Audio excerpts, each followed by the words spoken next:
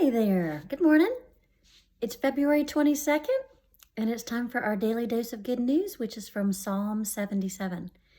And for those of you who may have heard Pastor Steve's sermon yesterday, where he referenced the waves and the water and Noah's Ark, and how we're all in this holy ark of Holy Trinity, on the waves, on the waters, rough, and he kind of motioned back and forth. Kind of swayed back and forth. And I appreciated that imagery and that illusion. And at the end of the psalm, you'll hear a bit more water waves imagery. So stay tuned and listen for that.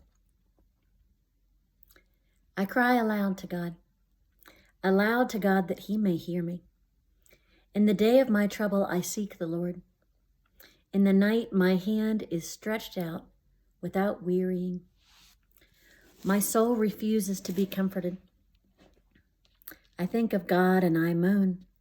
I meditate and my spirit faints. You keep my eyelids from closing. I am so troubled that I cannot speak. I consider the days of old and remember the years of long ago. I commune with my heart in the night. I meditate and search my spirit. Will the Lord spurn forever and never again be favorable? Has his steadfast love ceased forever? Are his promises at an end for all the time?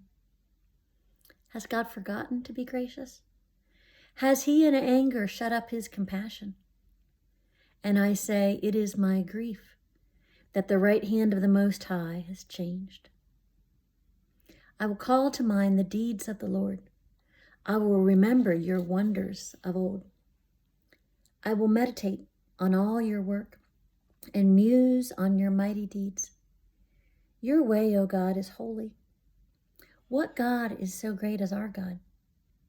You are the God who works wonders. You have displayed your might among the peoples.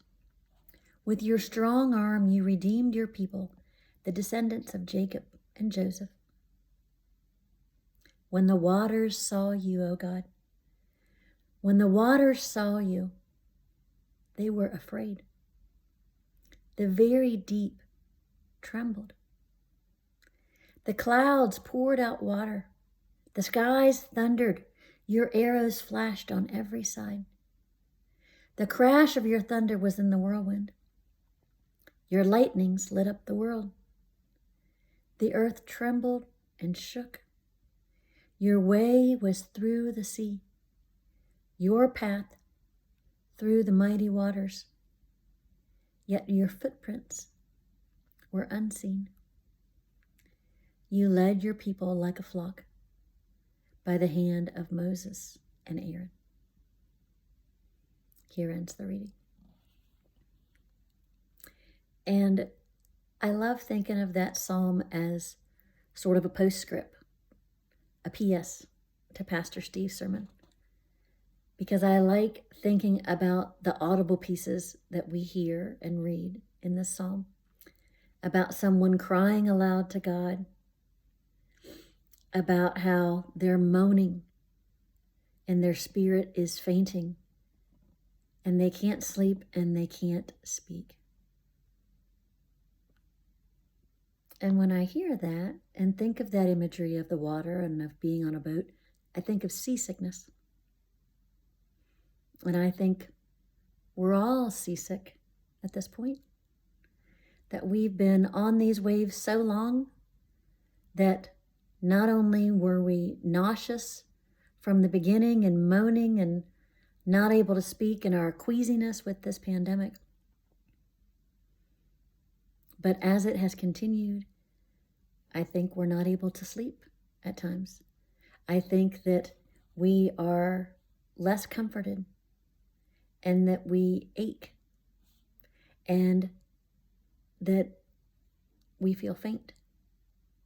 I think about how when one is seasick and nauseous and sometimes even vomits over the rail, one can do that over and over again until there's nothing left but bile in the stomach and in the intestines. And how that's such an uncomfortable feeling. And I think in many ways that's where we're at. And yet, this psalm does not stay there in that seasickness at all. While the psalmist owns how they're feeling with honesty and authenticity and wonders and doubts, is God present? Is God paying attention? Is God listening? Is God here? And there's some wavering in their faith. What this psalmist does is intentionally turns to God and says, I'm going to remember, I'm going to bring to mind what God has done in the past. And in that is absolutely beautiful, because that end passage gets back to those waters and gets back to how the waters are at God's command. And in their remembering, they remember the time period of Moses and Aaron leading their people through the sea, away from the Egyptians, when they were leaving the land and heading into freedom.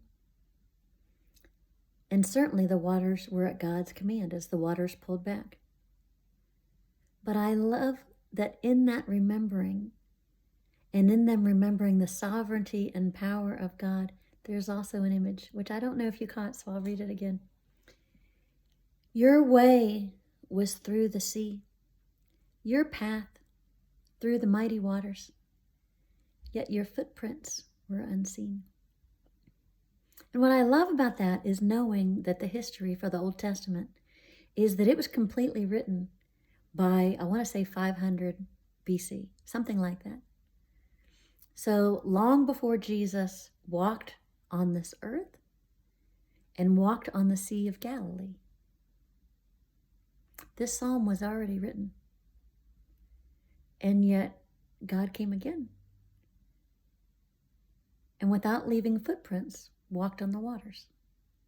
Just like God had walked with them through the sea and let them through on dry land, Jesus comes and walks on the water at the Sea of Galilee. And this text was written 500 years before Jesus did that. And yet it's totally true. And it's what God does, and it's what God was going to do, even though the psalmist didn't know it yet. So the good news in this psalm is that we can be real with God in our heartache, in our frustration, in our doubt.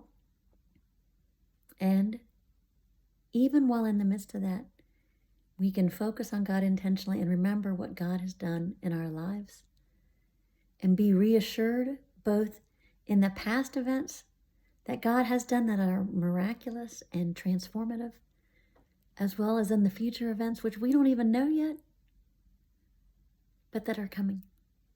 Because that's our God, Alpha and Omega, past and future, as well as present. Remember who your God is, and that we won't always stay on these seas in seasickness and turbulence, but that our God walks on these waters. And that the waters themselves, when they see God, they're afraid and they tremble in the sovereignty of God. Have a great day, everybody. Bye-bye.